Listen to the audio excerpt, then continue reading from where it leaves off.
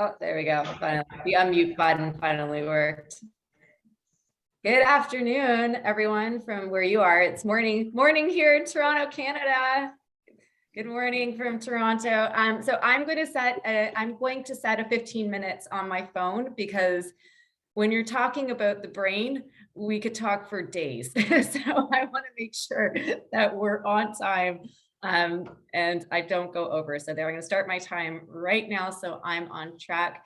For those of you who I don't know, hi there, my name is Lauren. I am a learning scientist, a translator of neuroscience, cognitive neuroscience, and behavioral science.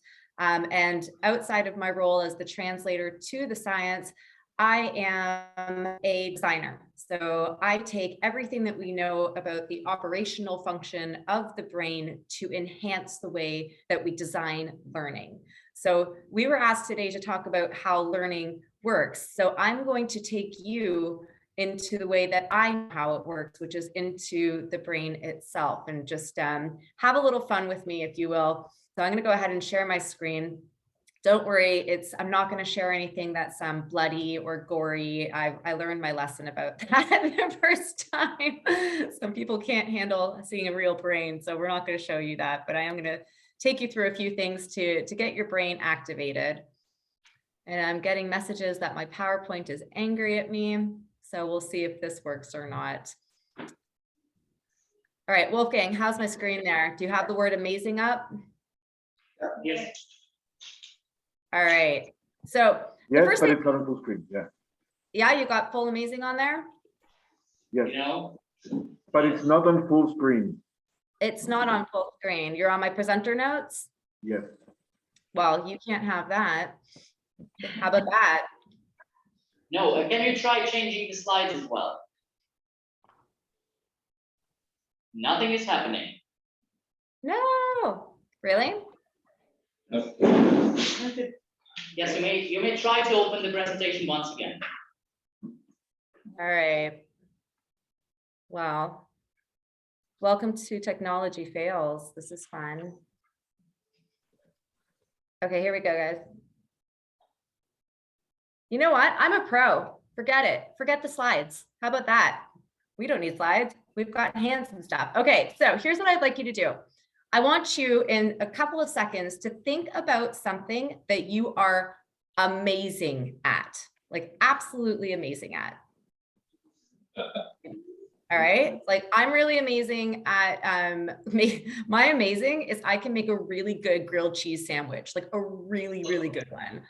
Okay, now I want you to flip that switch and I want you to think of what is something that you are like epically horrible at. What are you really bad at doing? For me, it never asked me to come help you with anything that has to do with home renovations. Like if you want holes in your wall, like, okay, so you know what you're good at, you know what you're not so great at. Now, if I asked you if you think that you could ride a zebra, like an actual zebra, Africa, or a lion, could you jump on a lion and ride a lion? No. I see a couple. No, we got some no's. Okay. No. Better not. But you don't know with certainty, do you? Right? This is how we want, when we're in the classroom, we're teaching, when we're designing learning, this is kind of part of what we want people to be thinking about. This is a theory of metacognition. What do I know? What don't I know? But more importantly, what do I think I know? Now, metacognition is a massive theory. So it can be used to measure learning. We can use it basically to think about what we are thinking about. But what we want our students and what we want ourselves to do is, how I like to say it, is we want to become the audience to our own performance. How do we catch what we know and what we don't know before we get to the end of what we thought we learned? Because the point of learning is to create a memory. Now, I can't share, I really wanted to try, you know what, I am going to try one more time because I would like you to see the actual brain itself so you can really reframe how we learn. Can you see my screen? Now it's perfect. All right, I'm gonna move forward. If it will let me, which it won't. Okay, so what you know, what you don't know, and what you think you know is incredibly important. Now, I'm gonna take you into the brain, but first, let's put one of these things together. Your brain is made up of cells, right? They're called neurons. You might have heard of this before. If you look at your hand, and if you imagine that you've got a circle, the palm of your hand is one cell. And those receivers are like tree branches. They grow out of that circle. And then your arm is how everything communicates. That is the little pieces of one cell. When you put them together, you have one complete neuron. But up in your head, which is crazy to even think about, you have 86 billion of these. And it looks like this. This is just one. Now, one of your little circles can have up to 1,000 of these like tree branches. And these grow because we learn. They grow because we have experiences, and eventually they create networks that become our memories. Now, this is what it really looks like. So this is actually a neuron growing in a dish. You'll see, if you look at the bottom of the image, it started at Wednesday, and now we're at Thursday. This is happening right now in your brains. I know this is a little bit crazy. Now, the first lesson of learning and what learning really is the fact that it takes time. That neuron started growing on a Wednesday and it hadn't made a connection yet. So there was no network yet. Now, if that didn't blow your mind, check this out. So again, this is an actual neuron in a brain. You see, I hope that you can see that there are yellow and red dots that are attached to those tree branches. This, my friends, this is the magic of learning. This is the magic of behavior change. This is where communication in the brain happens. Now, it's hard to understand in this way. So I like this image. It's like if you were, and you could do this with students too, if you have like younger kids, well, you can do it with older kids too. It's fun. Take some cake frosting and like just frost your hand with icing and then dip it in some sprinkles. These little sprinkles represent what's called synapses. And these are the things that communicate. So if you look at your hand again, here's what you're going to imagine. Those tree branches get electrical signals. If they're strong enough, they go to the circle and shoot down the highway. And at the end, they release a chemical.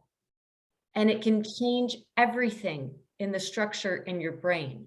And that, my friends, is how we actually learn. That's how the brain learns. So what is learning? It is the creation, it's the destruction, and it's the rearranging of those synapses and your cells itself. And this is what it really looks like. So over the time scale here, this is your brain right now, every day, all day, reorganizing, firing away. But it takes a lot of time. So, was that the first time you guys have seen that? You can just, I can see your hands if you want to raise them. Have you ever seen inside your brain like that? You have seen inside your brain? Wolfgang hasn't. Is it cool or is it kind of freaky? Cool. Are we good? Cool, okay. I find it fascinating. You might be completely like freaked out by it. Okay, now, very important. In order to learn, we need to focus. So I'm going to ask you to hold your attention to the heart on the screen. Okay, I'm going to time it right now for about 20 seconds. Hold your attention. Keep looking at the heart.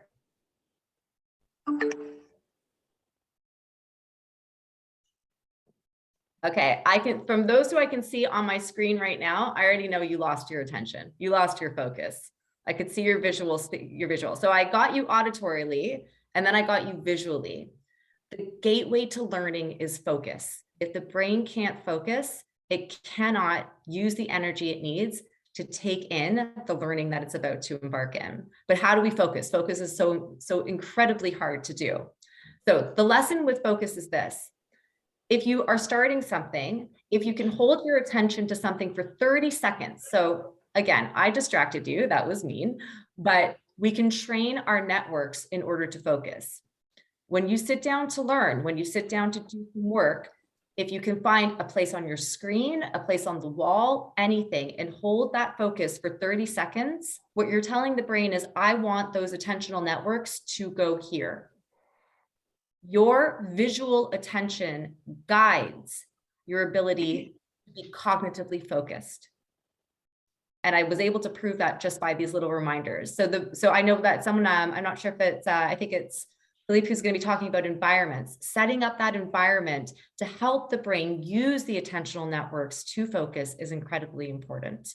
So visual focus guides cognitive focus, and basically focus is your gateway to learning. So a lot going on. I'm giving you as many little tips here as we can as we go. What you're looking at right now is that executive function. That's like if you put your hands on your forehead right now, right behind your forehead is your prefrontal cortex. Now this thing, it doesn't stop cooking until you're about 25. So all of those really amazing mistakes and all of those like things that you did when you were a teenager, you didn't have a full brain yet. So, and I did it too. I did a lot of all those things that you might see with students in the classroom, like it's because their brains aren't fully done yet. But what you do see is this, you see emotions come into place, right? Emotions are incredibly strong. Now, we don't have a lot of time to get into this, but I can tell you this, emotions are part of every cognitive function. They're part of every cognitive decision, but they are 4 times faster. They will act, this part of the brain, 4 times faster than your logical centers. So it's important to use emotion, and we can use triggers for emotions when we are learning, because it does help to encode memory. But we really need to be very careful, because when we trigger emotions in the wrong way, what you're looking at, I'm not sure if it's moving on your screen, but it all goes in towards the center of the emotions. That means that the logical part of your brain is offline because the emotional part has taken over. So be very cautious when you're using emotions, when you're in the classroom. We always want things to be fun and engaging, but if they're too fun and too engaging, we're just hitting reward centers in the brain and learning goes out the window. Now, I see from my timer that I've got just a few minutes left, so I'm going to experiment with you for just one moment. So I don't know if anyone is brave enough to try this out loud, but here's what I'd like you to do is I want you to think about the months of the year. And if you want to do it out loud, go for it. But what I want you to do is say the months of the year in alphabetical order. Go. January.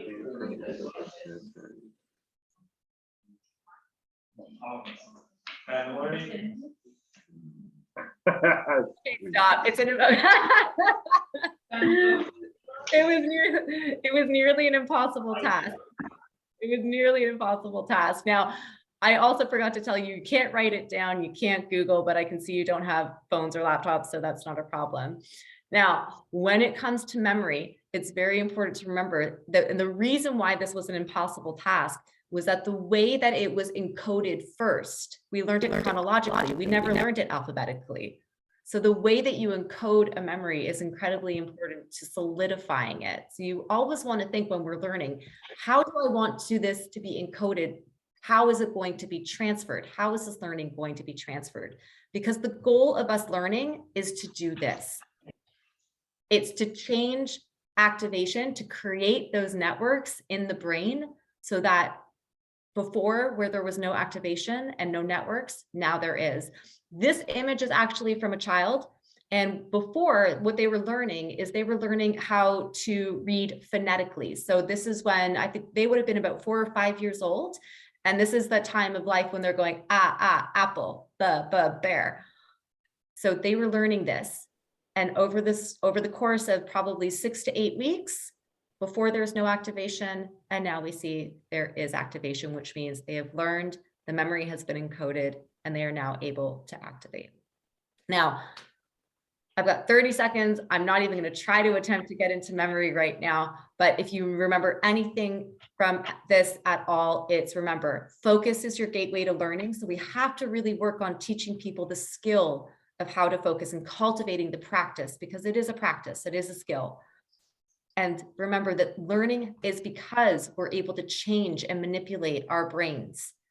And if you can get that, then we can completely relook at how we do learning. And that is time. Alrighty, Lauren, thanks a lot. On my clock, you still have a minute because. Oh. But we can go into questions right away, and I don't want to take away time from you guys. So you guys in the seminar room, shoot with questions if you have any. And I will try to assist Wolfgang a little bit. Right. Because we cannot see everybody. Yes, please. Try it out because the mic is there. It's loud enough. Do you hear me? Yeah, I can hear you. Okay. I was thinking, like before you mentioned the connection between emotions and learning, and you said like too much fun environment can a fun environment is useful for learning. Too much maybe can give too much space for emotion and too less space for logical and create connection that stays in memory.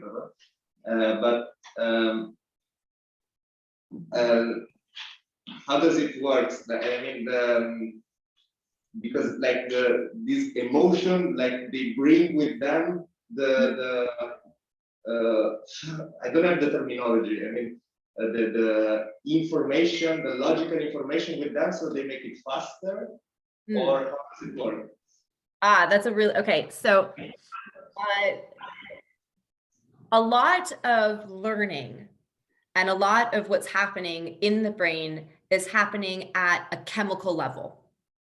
So when we think about using fun and we want to use fun, but we've got I'll say like three major chemicals that are very important to the brain when it comes to learning. One of them is dopamine. Now, dopamine, I'm sure you've heard of. Now, dopamine, yes, it has a reputation for being the happy, fun chemical, but dopamine is very underlying when it comes to motivation. Now, when we stimulate the brain with too much dopamine, what's happening is it's going to the reward centers. So then instead of encoding and doing the learning, it's just chasing that reward. Give me that sticker, give me that sign, give me that whatever. So that's what I'm saying. We want to balance that out, right? So we want dopamine to be stimulated in a good way, but we don't want to use fun and games and reward too much, because then that's all the brain wants. It just wants the reward. When it comes to the emotion side of things, we've got other chemicals. We want to stimulate serotonin. So if dopamine is kind of like your short-term happiness, then serotonin is a long-term. That's how we want that long-term serotonin. When it comes to emotions, because they are involved in literally almost everything that we do, we have to be very cautious with it. So the best advice and the most that I see in the classrooms and even in corporate environments is they want to make it too fun and too engaging and let's gamify everything, but then you're losing some of the learning at the same time. So just have a really good balance there. Now, since we're on the topic, the other thing that we talk about is stress. We actually want a little bit of stress when we're learning. Learning is hard. There is no scientist that I work with that will tell you that learning is easy. Learning is hard because we are literally manipulating and changing our brains. And that stress response that we have is an indication of that we're actually doing it. So too much stress and too much of that release in the brain, and then we can't focus and we can't, the executive function will go offline. But we do want a little bit. So challenging is good. but not too much to the point where someone's so stressed out that that emotional part takes over. Thank you.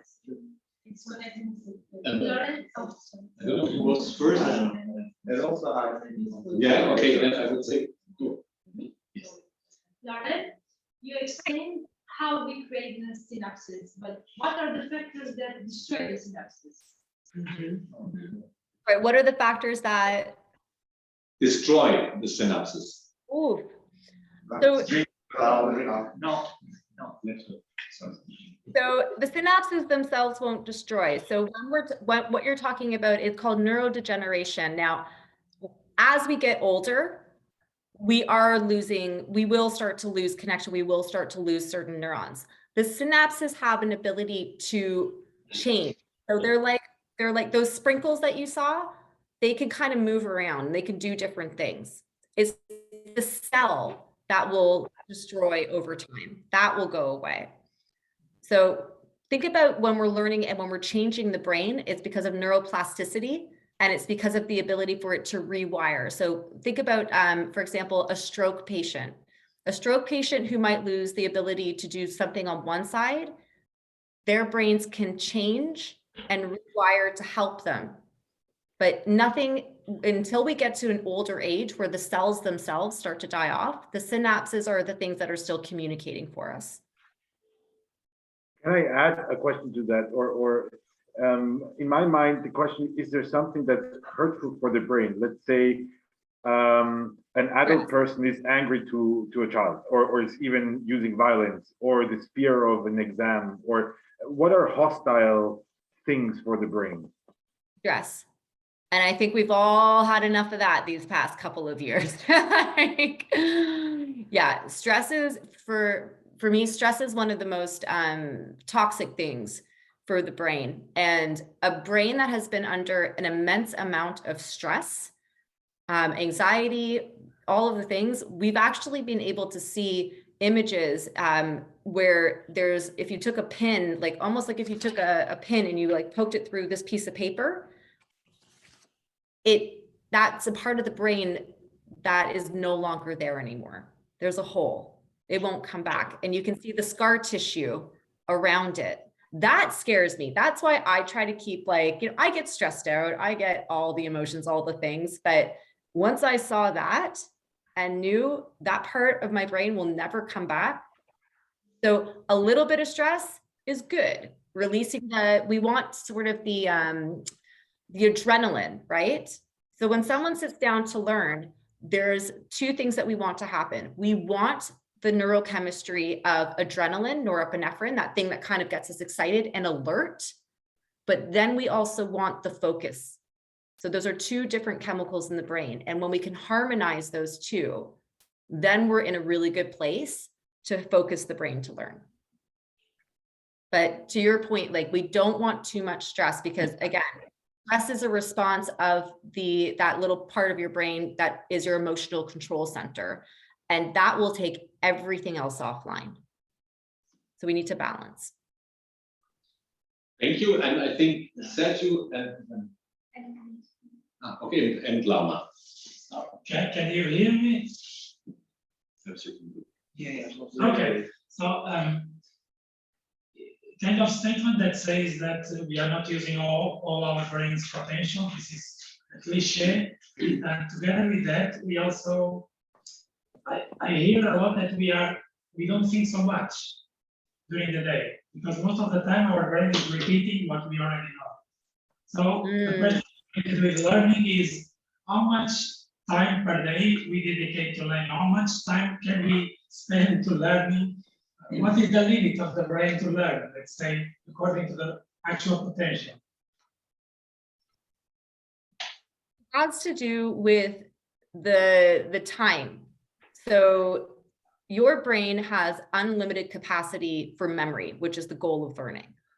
We literally, if we wanted to, there was a stat that said we could fit the internet in our brains if we really wanted to. That's how much memory we've got. When it comes to timing, it has to do with your working memory and your cognitive load. So your working memory is incredibly limited. So when you sit down, you've only got, working memory only lasts between 30 seconds to 1 minute. So you really want to be cautious when you're learning.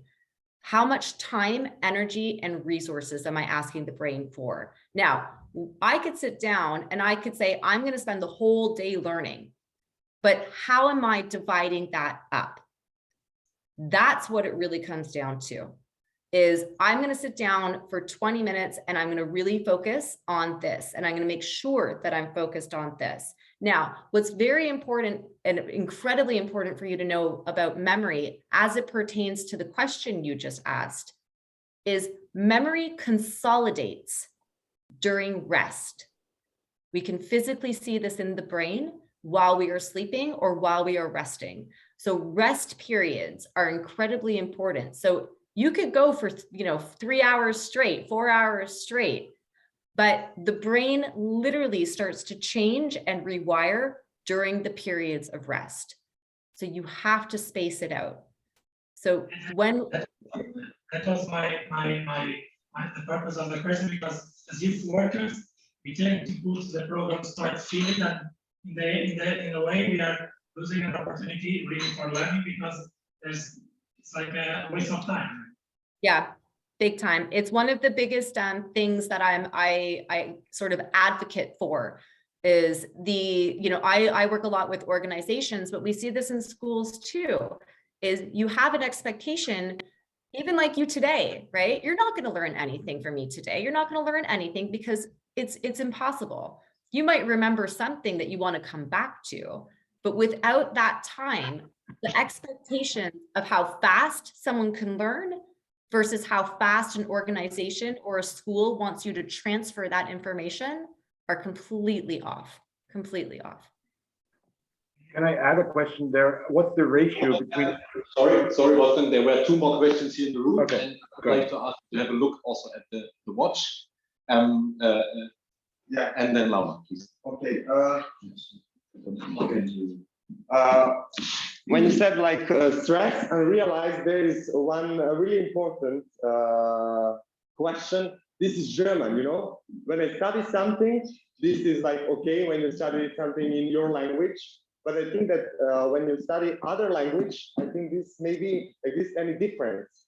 For example, this is the question for me, like if you can answer, then it will be really helpful with German, If you're studying something, if you're studying a language or if you're studying something in a different language. I think when we study something in our language, this is okay, that's really connected with this spoke. But for example, when we study another language, and this is I think maybe different because we have like structure in our mind and we understand ourselves and other and our role in our language. And what's happening with the brain when we study another language, especially German,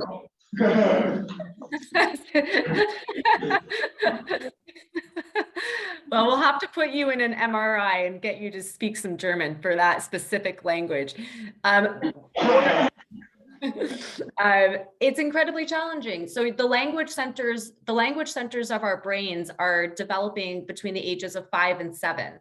So if you want someone to have multiple languages, it's best, that's a really critical period for those very specific areas of the brain that are growing to establish networks that say, this is my native language, or these are the other languages. When we get past that point, and why it's so hard to learn a second language as an adult, is those networks are so strong and they're so formed that now we're using the same area of the brain, but we need to grow new networks and they're competing with the ones that are already there. So it's really hard. So I've learned, they tried to teach us French. I'm Canadian. They tried for like years and years and years to teach us French. It didn't really work. I taught myself a bit of Japanese when I was living in Japan, but it was incredibly challenging because the brain wants to go into it's going into translation mode. And it's going back to the networks it already has. So when you're learning a language, there are very specific ways when you're an adult to do this as well. And I would say very strategically designing that language learning to use spaced repetition, to use a whole approach where you're utilizing it in different ways, which is interleaving.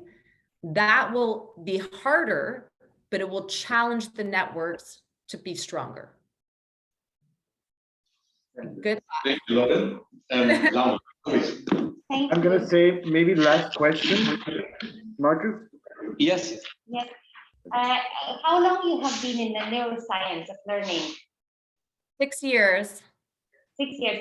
And how do you see how much of formal education takes into account what neuroscience knows?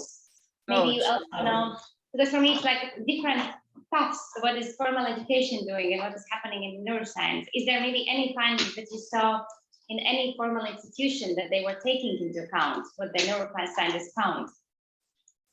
So, wow, that's an amazing question.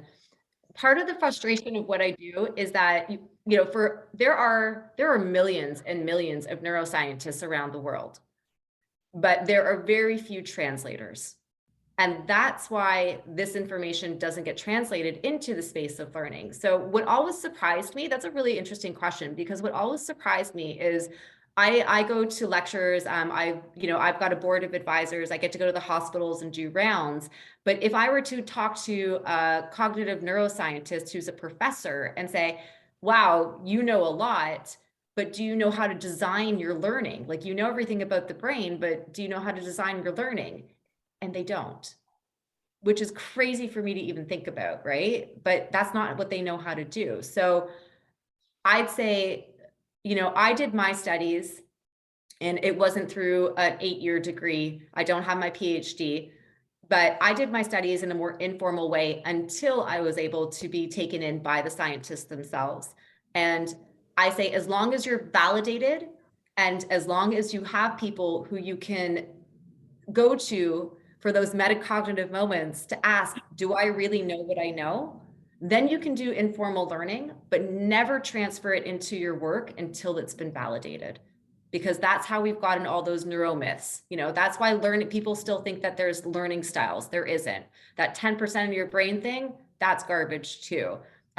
Personality tests, there's no scientific efficacy to those either. So my number one thing is absolutely learn as much as you can about the brain, but then find somebody who can validate your knowledge. This is the closing sentence. Thank you very much, Lauren. Thanks, everyone. And we know that we have the next appointment in 5 minutes or so. At least this is what I knew from the email. So thank you so much. One more. And the group wants more, and we will share your contact. Well, no, I've got time. No, my next session isn't for another hour, so I'm gonna stick around because I really want to hear Philippe, and I want to hear Sergio's story. Yeah, I'm sticking around. And Wolfgang, please take over again. Yeah. Thank you, Marcus. Thank you, Lauren. Very interesting insights. And I also do like this idea of validating knowledge. I think this is anyway something we have to deal with since Corona broke out, and nobody seems to know where to get knowledge from. So it's really great to have you here. Well, let's not lose time. Philipp, let me welcome you. Thanks for taking time for being here. Stage is yours. All right, guys, can you hear me? Perfectly. Right, great. Okay, hi, my name is Philipp. I'm 26 years old and I'm a psychiatric nurse from Austria, Vienna. I worked for 2.5 years on the ward for children and young adult psychiatry. And today I'm going to talk to you about the importance of relationship, a bit about the human psyche, and of course, how all that fits into learning in a way. So just for the beginning, there's an Austrian physicist who was called Anton Zeilinger. He's also been a candidate for the physics Nobel Prize. And when he was asked about teaching at the university, he said the funny thing about starting like to train students who start physics is that they're never really there because they love physics so much, but they had a really good teacher in school. So we often associate like learning with situations in schools and tests. But as we already heard before, we start learning the moment we are born, actually already as an infant, especially if it comes to emotions. If you look at psychology or psychoanalytic theory from the last century, like in the second half, there was a new concept created, which called the competent infant, simply meaning that a child is more than just wah wah. It is already feeling and already learning. the human psyche can only constitute itself because there's a you. The I can only become because there's a you. In most cases, in the early stages, it's the mother or the father. So I'm going to put some perspective here in the story. Now try to imagine a little girl, okay? And it's a typical situation in the household. So the little girl was supposed to do the dishes and when the dad came home, but the girl didn't do it. So the dad is really angry at her and he goes to her and tells her, you know what? I am so angry right now at you. If you don't do the dishes, you didn't do the dishes, I'm angry at you. So what happens in this moment? The little girl, she learns and she's confronted with her father's emotions. But in that second, she learns that she is responsible for his anger because she didn't do that, which is a fallacy because we are never, ever responsible for other people's emotions. We can trigger certain emotions in other people, but we are never, ever responsible for them. So confronted with her father's emotions, there comes a new emotion into play, one we really, really all like, guilt. Guilt is a really strong emotion. So we have whole religions based on guilt. So why is the girl developing guilt? Because being confronted with her father's emotions in this uncontrollable way, the guilt is a way how she can take control, how she can take responsibility. And now I'm going to go a step further, just to warn you, this is going to be a harsher topic. On the children and young adult psychiatry, I obviously worked with a lot of abuse victims. Now, if we go a bit more in the future, what you really often see when the woman was raped or sexually abused is this typical talk of maybe her skirt was so short and she shouldn't have been there in that neighborhood. And of course, in one way, this is just patriarchal bullshit. We all know that, but it is more complicated because if you work with victims who actually suffered from abuse, you will find a really interesting dynamic. It is the same dynamic of guilt. Very often women or the victims then say, yeah, maybe it was my fault because I wore that skirt. Maybe it was my fault because I didn't say no soon enough. And also, this is of course a problem, but the function is that again here, having learned that like guilt to control an uncontrollable situation, the guilt helps to control this again and to give you a sense of control over a situation that was never in your, like you could have never controlled it. It's never your fault if you get raped. Obviously not. No victim of abuse is ever it's its own fault. Just to give you a little bit of an idea. And we also see this with young boys or young girls, for example. You all notice that the father is probably very absent and the boy doesn't get a lot of space. So one day he walks in and he, I don't know, trashes something down, like a plate or something. So the father gets angry and he beats him. But for the first time in a long time, the boy actually gets attention from the father. And also here, a process of learning starts, because then you will see growing up as a young adult that this boy, in our case, is going to bring himself again and again in situations. And we also have this in classroom violence, because they never learned to receive attention or good-hearted feelings in any other way than being destructive. And this is trained into us. It takes a long time of therapy to understand the mechanism behind that. So next up, I want to focus again on the importance of the teacher when it comes to learning. So, and for that, I would like to give you a small example from my own life. When in nursing school, I met my now mentor and good friend, Dr. Johann Steinberger. So he is a doctor in psychotherapy sciences. And I was really fascinated in the way he taught. It was different. Like we were talking a lot about emotions and stuff. So I bought a book from him. It was a book where a patient with borderline personality disorder wrote love letters to one of his trainees. And he analyzed in the book those love letters to talk about the psyche. And there was a part about sexuality. And I read that part and I was like, I don't know, this seems so outdated. This seems so old school. So what I did, like in the next session with him, I went in and I said to him, hey, I like what you wrote there, but honestly, this stuff about sexuality, this is so old and outdated. So there I was completely green behind my ears, like with no in-field experience, telling a doctor of psychotherapy sciences that his book is shit. Now you can imagine that you can't do this in every context, and that there will be a lot of professors who will probably just say, what are you saying? Like come to the place where I am. Yeah, I'm a professor, I've learned a lot. And after that, I actually felt a bit guilty and I was like scared. I was like, damn, that was too much. What did I think? I should learn more, etc., etc. But what happened in the next session is that he came to me and said, actually, what you said, that was really good. I think you are right, because back then I had another perspective and you taught me something. And to go one step further, this helped me to gain confidence in myself. So when I had my first victim of a suicide, a patient I really liked, he just walked off the station and killed himself, I felt a lot of anger. Now, if you deal with suicide in general, people very, very often don't allow themselves the emotions they are feeling because they think, oh, it's just terrible. I don't know what I'm feeling. But a lot of cases, if you have near family or friends, they will feel a lot of anger at the person. So I walked in again to my mentor and said, I don't know, I'm just angry at that guy because we were just talking and now he just killed himself and I don't know what to do and I'm angry at him.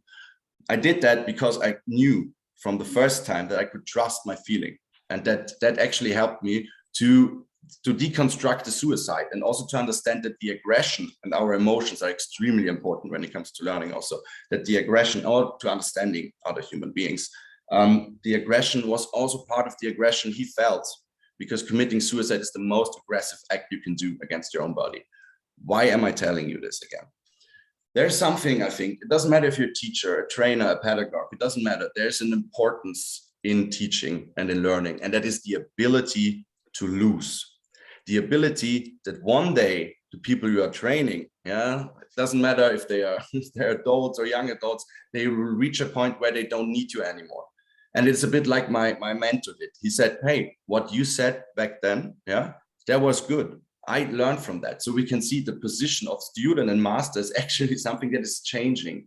And also, especially if you work with young adults on psychiatric ward, yeah, they need you, they hate you, they love you, they have all the emotions, you know.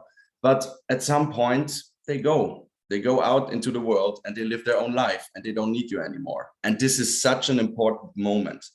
Because if we are always role models, and we can also teach how it is to lose in a way. And the generation that comes, I mean, look at the human species. We're developing from generation to generation to generation. And it's so important to understand, and this is something I see in hierarchical structures very often also in the hospitals, is a generation is in power or is in positions of power who cannot accept that its time is over in a way. And it doesn't have to be a bad thing. It doesn't make them worthless. You can help and support the new generations after that. But it's very often lost because people completely clinch to this idea of being the master and not becoming a student again. Relationship is the most important thing when it comes to teaching and learning. And to now come to the final part, I had a history teacher, and I loved history. Of course, I also loved it before because my mom loved history and she taught me a lot when I was a child. So in school, I loved history. After I graduated, I went to university, and I suddenly found myself in this huge classroom with so many different students and no teacher who was really graspable for me. You know, I couldn't really connect with her, you know, and I felt lost in university. And although I loved history, there was no teacher there, no relationship. So I actually quit and went into nursing. So just try to remember the next time, if someone tells you a story about something that fascinated him in school or in teaching, he's not going to tell you, damn, back in 5th grade, it was history book page 230 that really made it. No, you probably had a good teacher. Thank you.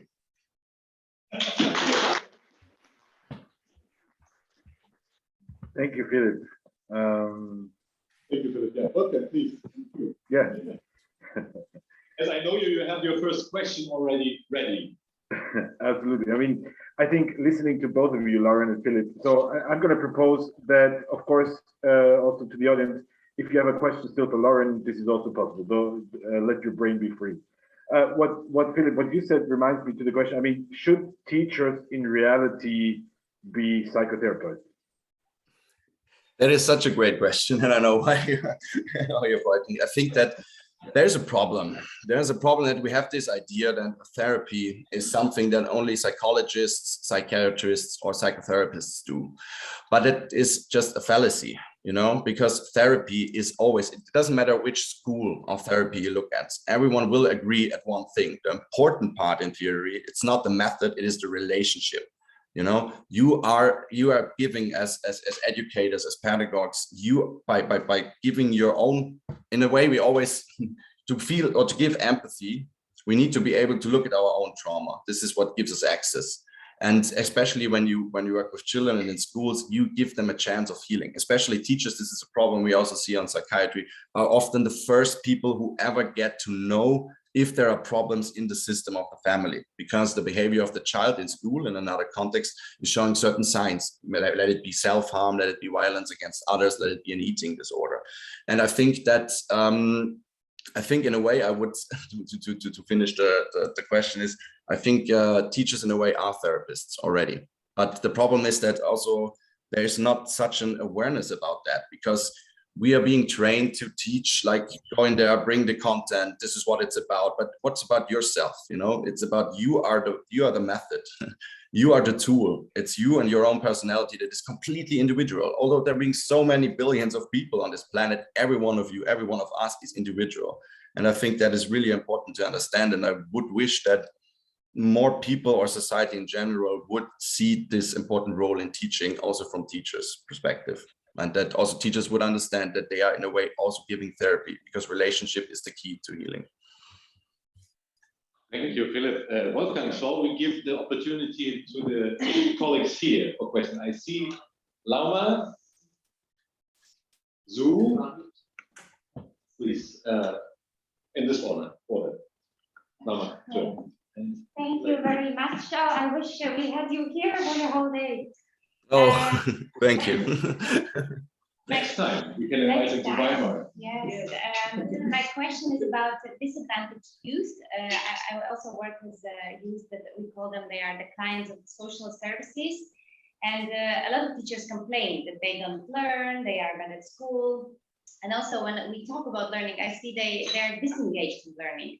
So maybe just very abstract question, what are the ways to create some motivation for learning? Because I see a lot of kids, they want to learn because they want to go home and they say for their mothers and fathers, oh, I got 8 or I got 9 or I did this and that. And for those kids who have abuse at home, they don't have this possibility.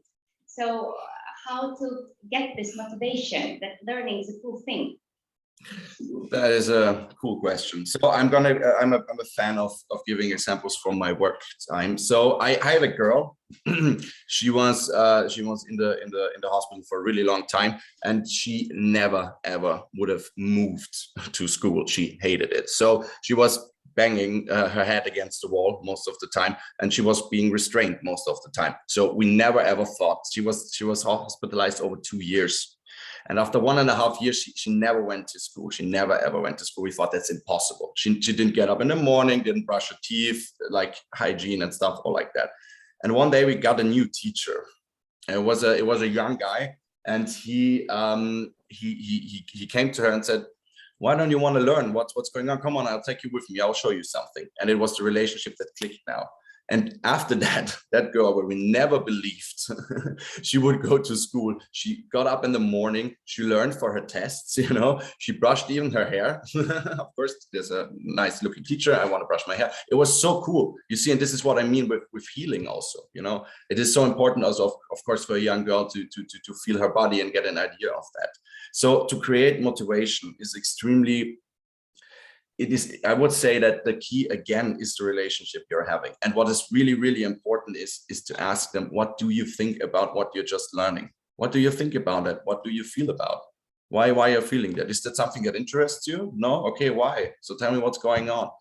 And then to bring in always this idea of practice. I think this is a key to get a motivation. And I hope that with the example I gave you now, that it was a bit clearer about the power of relationship and creating motivation in someone that was from a completely abusive home.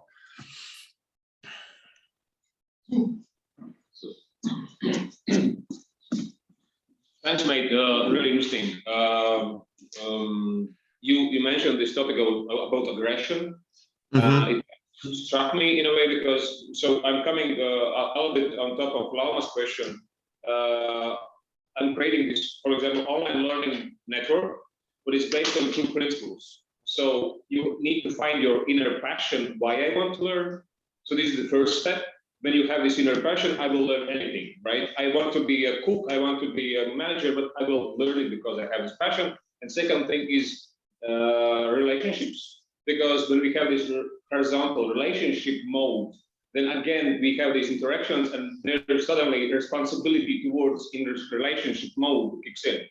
So could you expand a little bit about this aggression concept? Because regarding sublimation, all the sublimation questions, right? I'm a huge fan of it. But regarding aggression, that's something new for me. So aggression in learning, how can you use, I suppose you are talking about sublimation, right? That's an interesting point you're making. A question is not that easy to answer, as far as I understood it, also with the microphone. But you mean basically the concept of aggression and learning. I think the thing is that, and this is where we go into psychoanalytic theory more. We are talking here about aggression, not in the sense that we usually talk about it. I am aggressive, I hit you. Aggression is, sexuality is always aggression as well, for example. Aggression is something, is a deep down mode that motivates us, keeps us going, you know. It can be an aggressive act to get on stage and get the microphone and just sing a song. So, you know, I think this is really important to say that this is my point or my perspective on aggression. But as you already said, sublimation, for example, I mean, how many people wrote great songs because they were angry at someone, you know, or said, I'm so tired of my life and tired of the situation. I'm just going to do it. I'm just going to build that shelf, or I'm just going to move to that flat, or I'm just going to end that relationship that is bad for me. So I think that yeah, aggression is always, we always have this really negative idea of aggression, but in the sense of sublimation, it means like, or for the others, it means that that out of the emotions you're having, you create something productive. For example, if I'm a painter and I'm super angry, or I'm deeply in love, or I'm heartbroken, and then I just go to my wall and I just paint something beautiful. This is what we would call sublimation, or it is an idea or concept of psychoanalytic theory. I hope that I could answer your question with that. I got 20 more. Zoo just said he would like to put 20 more, but I think also here we can exchange contacts and then we can get into direct. I think it was, please. I was thinking, because when we think about relation, we have to mention power and power positions.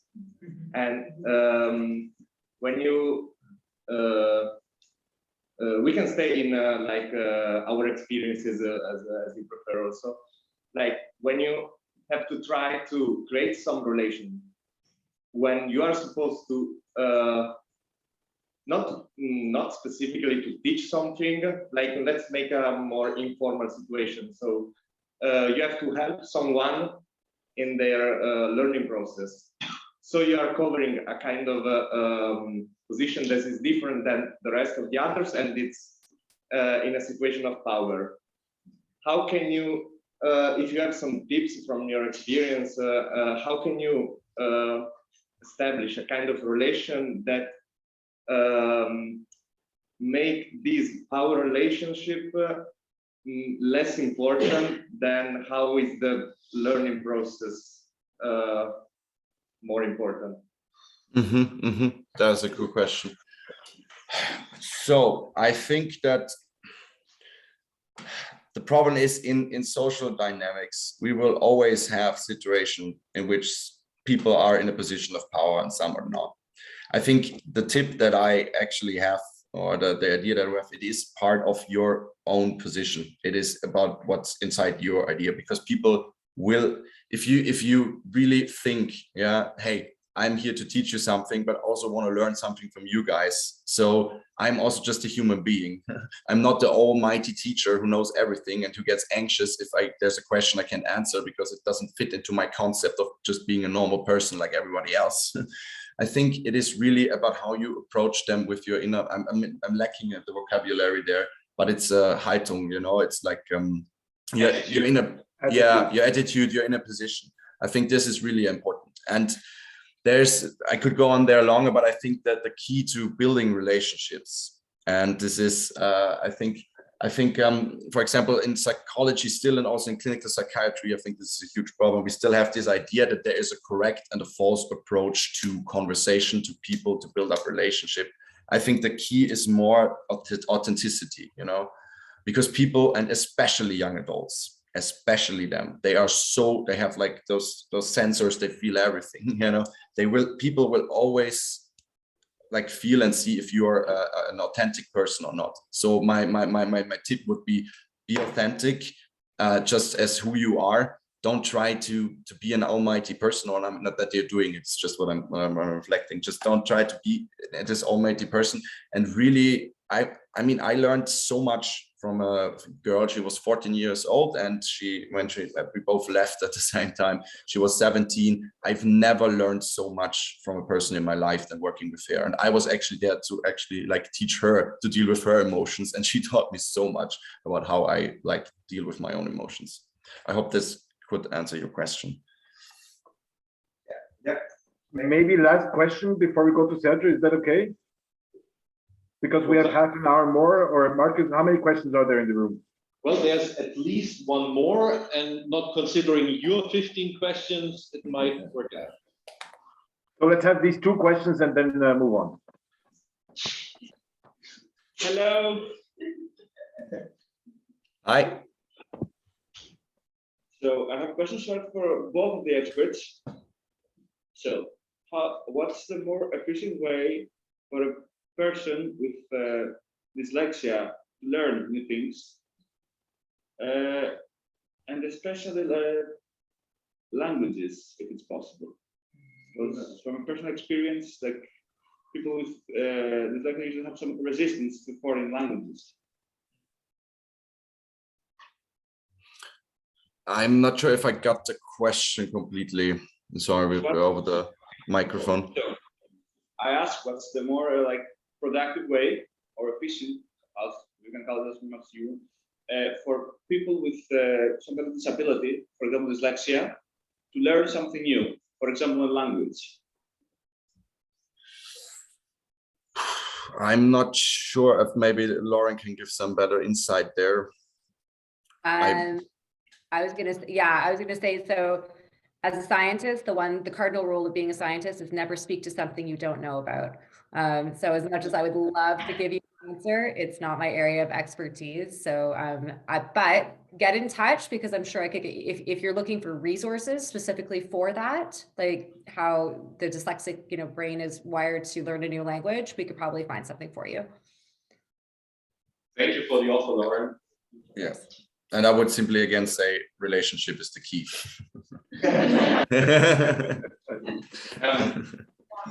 Okay, last question. I see one more question, but that means you don't have question. That's fine. Position of power. I can give it up. I can give it up. Please. You can come. Well, the mic is here. Let's try. Okay, so you were speaking before about the older generation not wanting to give up power. And I was thinking about this, and it would also be an identity thing, because right now I come from an NGO that deals with disability, and I've seen a lot of people retreat into that identity, the identity of disability, and I'm thinking, I'm trying to figure out if how we can get past the identity barrier to see, because I think it can be a barrier to learning. Yes. Yeah, it definitely is. This is a really, really good point. Sorry, you want to finish? All right. That is a really good point and a huge topic. I think this is a huge problem we see in general on the whole wide world. The problem of identity of being disabled, or the identity of being mentally challenged or mentally sick. And this is, for example, try to see it. There's a really interesting thing you can see also with adult patients. If the diagnoses are important, obviously, but the diagnosis can be abused by the person. For example, there's an alcoholic who says, hey, I'm an alcoholic, I have to drink, I can't do shit, I'm sorry guys, I'm an alcoholic, and you can't say anything against me because it is an illness, and obviously that has in a way justified my whole behavior. And I think this is something the world, this is one of the challenges, I think, because as you said, identity, I think in a lot of cases, people prefer to take a certain, or to identify with aspects of an oppressed identity instead of chasing their own individuality, which is really important, I think. And I could dive into this now for 30 hours, so I'm not going to do that. But I really understand what you're saying, and I think that is a problem, and it's also a problem to learning, because in a certain way you refuse to you're not really, but you're used to learn, or like you just get cycled in your own repetitive behaviors again and again. And the alcoholic is going to be keeping an alcoholic like forever. So just as a quick question, we have to deal with identity before learning, or can we do it in a parallel?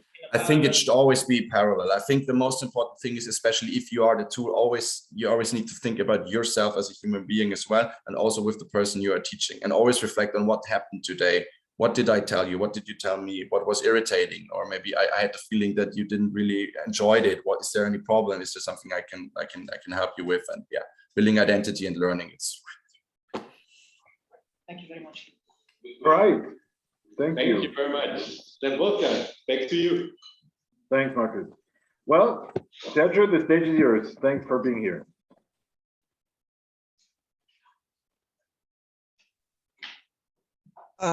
I guess you hear me right now.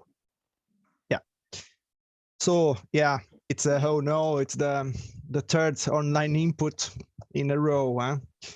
Sorry for that. That's great. Hello. Hello. Good afternoon. Good that I find you cheering up.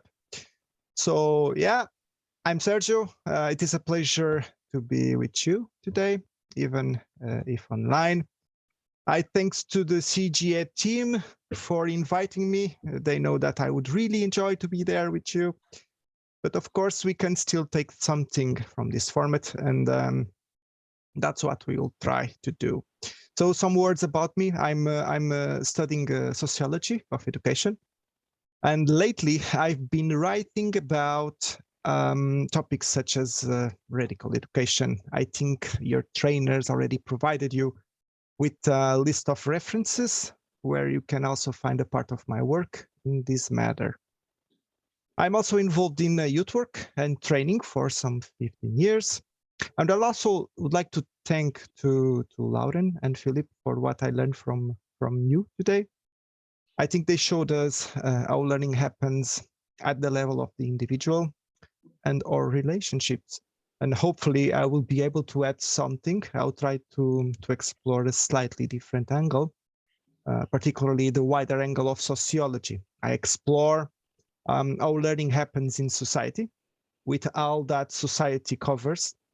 Let's say that even if we were super creatures with total control of our brain and the control of the psychological dimension of our relationships, as you will see, I claim that even in that situation, we won't be necessarily learning what we want to learn because of society, as you can see.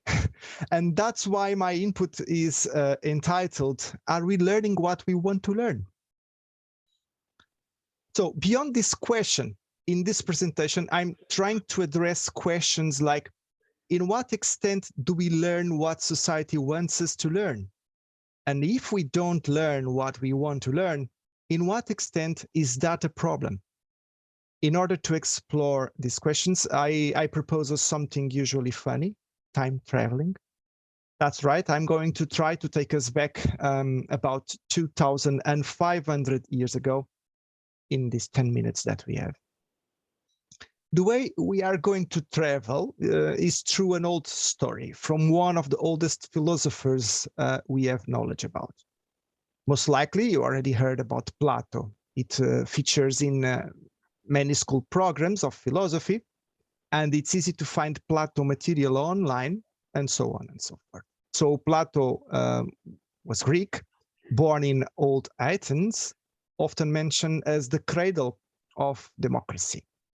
Perhaps the most famous writings of Plato are collected in this book, The Republic, which is actually a collection of books where many issues are addressed, including an extensive reflection about democracy. In the 7th book of The Republic, Plato tells us a story which came to be known as the allegory of the cave. Also, most likely some of us know about it. I hope that even if you are familiar with this story, you can take something from it today. Well, an allegory is a kind of metaphor used to explain reality. In this story, Plato tries to make quite some points, and one of those points is about how knowledge works in society. And that's why this story might be useful for us in this session. Without further ado, let's time travel to the story. Maestro, please.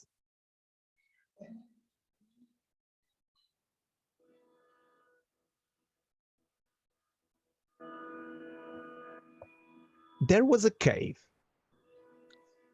This cave was dark. In this dark cave, there was a group of prisoners. They always lived there. They couldn't get out. They couldn't even look back, since they had a tall and thick wall behind them. In the cave, there was a lit fireplace. And from time to time, some people would pass behind the wall with some props with forms. Combined with the light produced by the fire, these props would cast shadows in the wall of the cave. And that was the only form of knowledge these prisoners would ever get. That was their only channel to picture and conceptualize reality. And they were living their whole lives confined in that reality. Except one of them was mysteriously released. This one got up and explored the cave. This one even found out a way out of the cave. And even if it was painful to look to the bright light of the sun, this one got out of the cave. Only after some time, the pain was gone. This one could see the true reality, the sun, the grass, the sky, the trees, and all the joyful reality that was denied to the group. This one understood that the group has been living as prisoners. This one needed to do something about that. I need to return and tell the others, this one thought. And we are moving to a long part of the story, but we will make it short. This one returned. This one told the others that what they were living was not real. This one told the others that they need to go outside and see reality for themselves. The others didn't believe in this story. It was nonsense, lie, an illusion. This one insisted, how could they not believe? The others were so uncomfortable with this lie that they had to stop it. And so they did.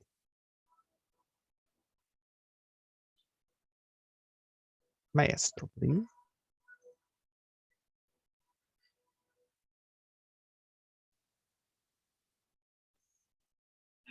Sorry for telling you a very sad story.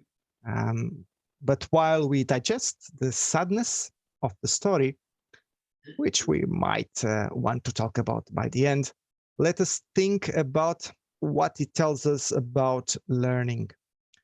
Actually, at this point, I'm going to share with you what the allegory tells me about learning.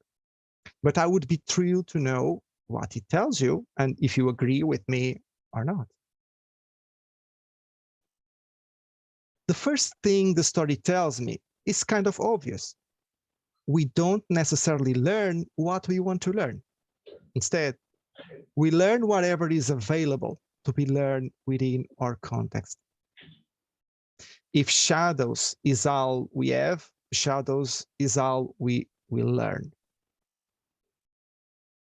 The second thing the allegory tells me is that we are not necessarily fully aware of our context, even if it oppresses us. So even if we would be happier outside our cave it does not mean that we know that we are unhappier inside our cave. The third thing the story tells me is that the fact we might not be aware of our own reality does not mean that we don't reinforce or reproduce that reality, even if that reality oppresses everyone in our context, including ourselves. In other words, even if the cave hurts us, it does not mean that we are able to not be the cave, even if being the cave means to hurt everyone. The fourth thing the story tells me is that if we ought to change reality, we might find obstacles in understanding it in the first place. One of those obstacles could be ourselves. It might be just too painful to get out of the cave. The fifth thing the allegory tells me is that we might react with hostility against someone announcing whatever is found outside the cave. After all, the way we lived our entire life might be at stake. Realizing that we have been wrong our whole life is painful. The fifth thing the story tells me is, if we ought to learn something that is not immediately available, it might be a painful process. Still, it makes us more aware of reality and gives us insight about ourselves. So, pain in learning might simultaneously prevent us to learn, but it also works as an indicator that something important is about to be learned. Lauren has made a point about this. The sixth thing the allegory tells me is that we might feel we are not in a cave, but the more we do, the more immersed we might end up in the cave we're in. Again, our own perception of what is reality might deceive us in understanding reality. So we might lock ourselves up in the cave for good. Now, what can we do to learn whatever is outside the cave? Well, I'm sure you already have some ideas. Let me share with you a few of mine.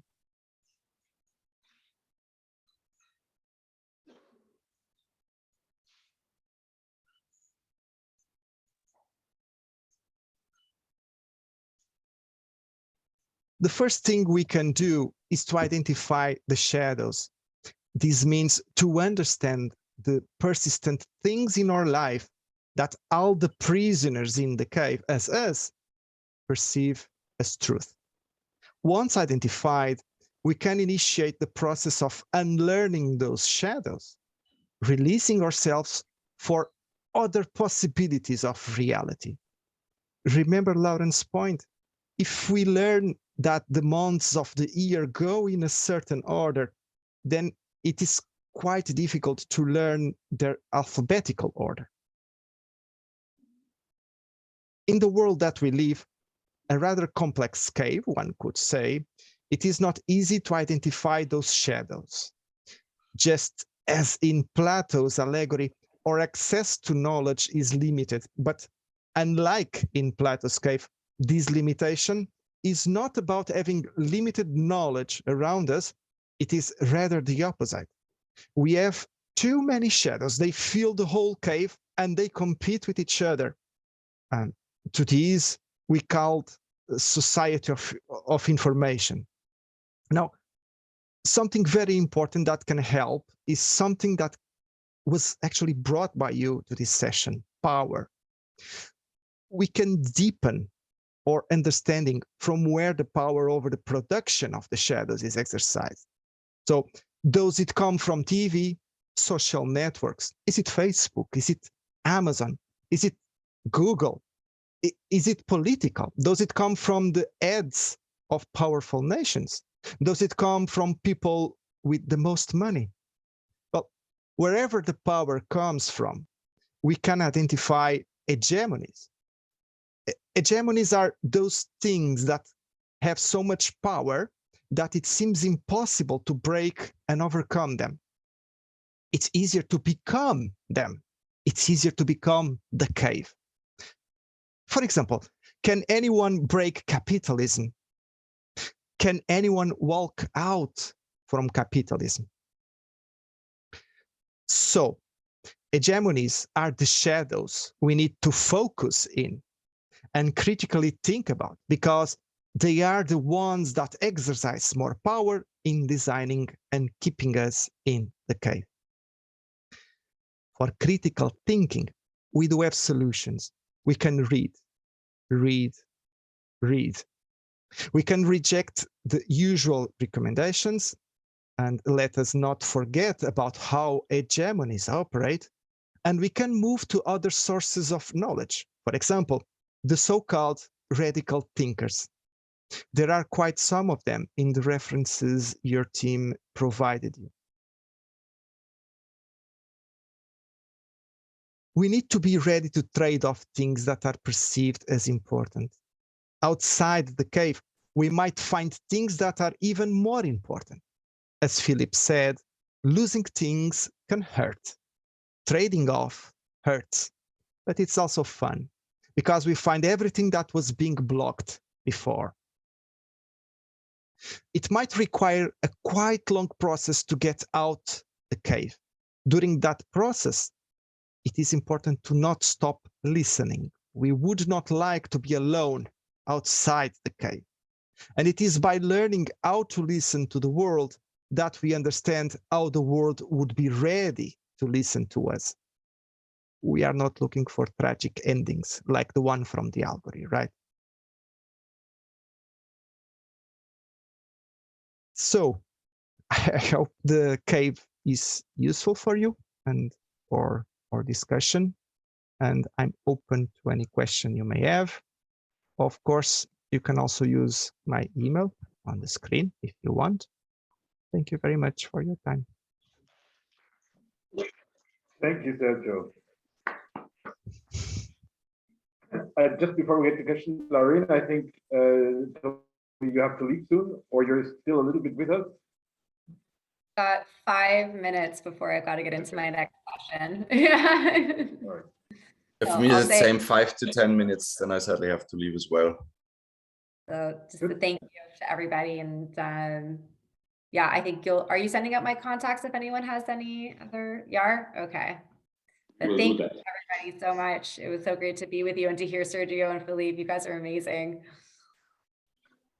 You too. Right. So bye-bye to Philipp, and now focusing on the cave with the first question here, second, third. Zoom, please.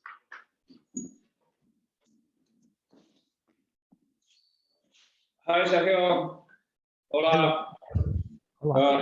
I read your paper yesterday. I was positively struck by it. I was like really shocked in a good way, really. So regarding this getting out of your loop, so to call loop of cave, whatsoever, I'm trying to use this principle of social conformity, that people understand that relationships are the blessing and the curse. So social conformity is like the analogy for the cave.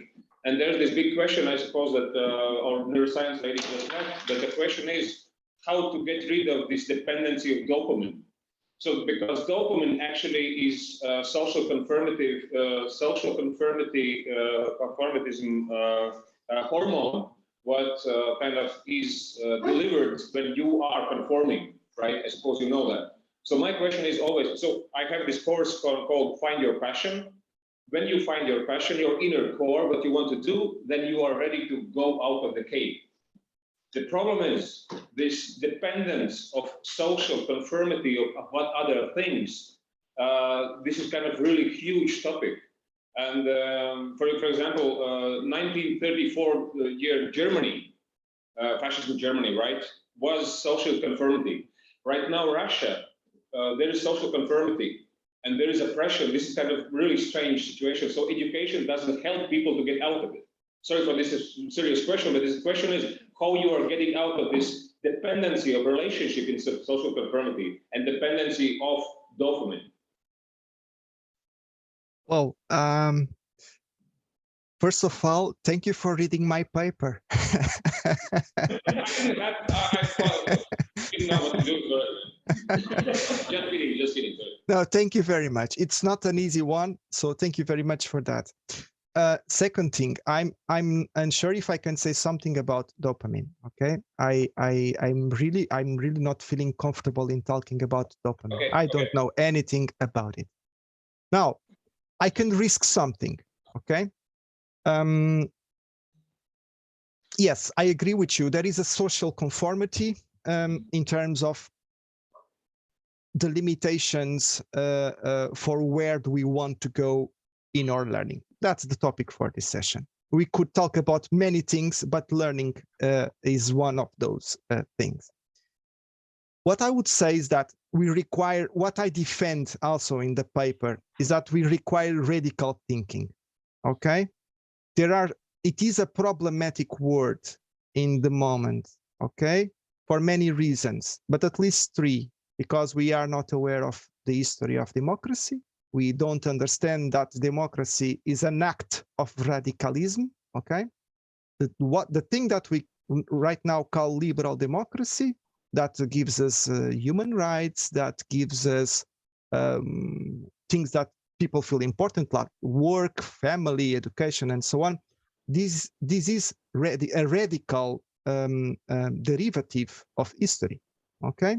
So because we don't know about this, we tendentiously consider the word radical something negative.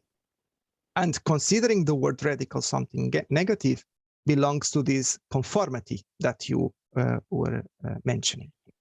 The second reason to think about it as something negative, it's because since 2005, European policy, not only on the youth sector, has made a turn to what is called the prevention of radicalization. Okay, and this gets very much misunderstood with terrorism.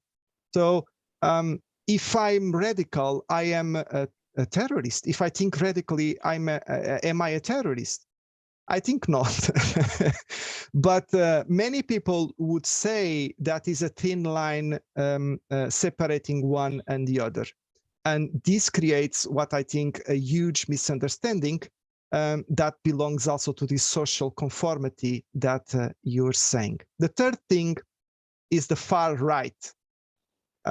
So radical also historically gets connected with violence, okay? And at the time that we live now, with the rise of the far right, somehow through some narratives, I would say, the far right got mixed with radicalism. And it is, I would say that is accurate, because what the project of the far right is to radically change the system. That's the project of the far right. We may not agree with the project of the far right, but perhaps the far right is the only one that is capitalizing the radical space in society at the moment. And this is the problem of democracy, because democracy is constraining the radical thinking that we could do in order to get out of the cave. Let's call it like that. We have a huge, grand narrative, the narrative of the end of history. And I'm sorry because I'm taking a lot of time to answer you, but the question was a big question, okay? There is a big narrative. There is a big narrative of the end of history. It was deployed after the fall of the Berlin Wall. So, long story short, there was the Cold War. There is the dispute of hegemonies. Russia in one side, United States in the other side, the Soviet communist system in one side, and the capitalist liberal democracy in the other side. This hegemony was won by the liberal democracy. Liberal democracies are basically establishing the order the global order in the world. There is the United Nations. I'm sure you heard about the SDGs. I mean, all this kind of stuff, this is being deployed by the liberal democracy. But one thing that liberal democracies that are considered to give freedom of thinking, they are unable to do, is to go past this narrative of the end of history. Because the narrative says democracy, it will be the last step of human history. There is no other form of social governance that will be superior to the liberal democracy. And this creates a big conformity because we are unable to imagine democratic alternatives to liberal democracy. And this hurts us. Okay, so in that sense, democracy is hurting us in this sense because we are unable to imagine other forms of democracy because of the liberal democracy. So I'm unsure if I answer to your question regarding conformity, but what I'm sure, perhaps, and this will be the thing that I will risk, there is also dopamine in the other side of the cave. There is also dopamine in imagining alternative democracies. There is also dopamine in thinking radically. It's not perhaps so easy. It's not so conformative.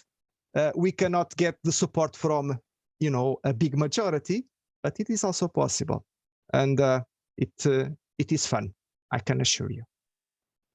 So my conclusion, just because I won't go deeper because time, right?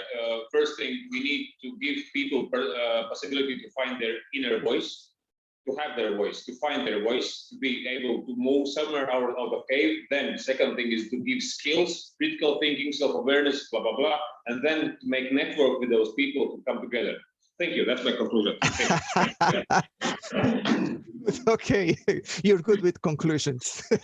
Thank you for that. So we have more questions in the room. Otherwise, I'm afraid Wolfgang will take over again. More questions. Yes, Miguel, please. And of course, Wolfgang, you have Hi, a question. Come on, Miguel. No, but a quick one just to recenter on youth work.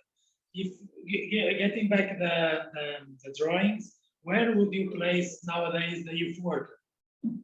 Oh, In which part of the drawing would you place us? well, that's a great question, and I think it brings us back to the room. Huh? So, no, I think that youth workers are both inside the cave. They cannot get out of the cave. Huh? Look at your project. Someone had to pay the travel. Someone had to pay your lodging, your food. So, who is paying this? Huh? It is important that we think about who is paying this and who is having power in establishing and structuring youth work. Youth workers cannot go much further out from this structure. So in a way, youth workers work inside the cave. But what I think is that youth workers, they also can try to go beyond the cave. It is not easy because the money doesn't pay for that usually. And these are not the kind of things that pop out in the reports, at least in a positive appreciation. It is very difficult to say to the European Commission that a session that was paid by them was about criticizing them and problematizing Europe, for example. No, we are interested in things like the European dimension of the projects. We are interested in how can we further extend the democracy that is already in place. We are not thinking about different forms of government. We are not thinking about different forms of democracy. So what I think that youth work can do, and the place of youth workers is trying to point out where is the way out to the cave to young people, because perhaps at least some youth workers would be able to point that way out. Other youth workers, no. And that would be my answer. Thank you. Thank you. also you are the master of the time of this session. So yes, and we're 10 minutes overtime. So I feel like I don't want to take away your coffee break. I mean, now typically in any conference setting, we would have the opportunity to talk to experts. Now, Philipp also has to leave in a second. Sergio, I don't know if you have time to stay online a little bit. If someone wants to come to the computer and basically ask up front, I will also stay online, but people get your coffee. And this would be my final remark. Marcus, Hannah, Daniela, if you want to add anything.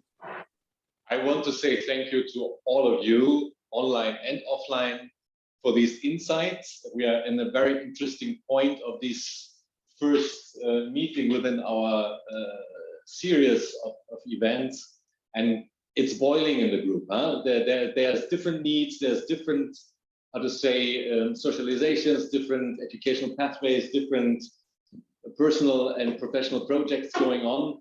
And I think this day, and especially this afternoon, helped us a lot in raising more questions, also questioning eventually what we consider, how to say, taking for granted. Anna was collecting, I think, around about 50 questions or 50 bullet points, which will end up on the wall, our what hinders and what supports learning, beyond even questions. Okay. Again, thank you for that. We will share the contacts of our three guests. We will also share the resources they were referring to. There was a long communication going on between Lauren, Philipp, Sergio, and the team. We were collecting literature, articles, magazines, whatsoever, what they wrote, what they are referring to, and we will provide it also to you. And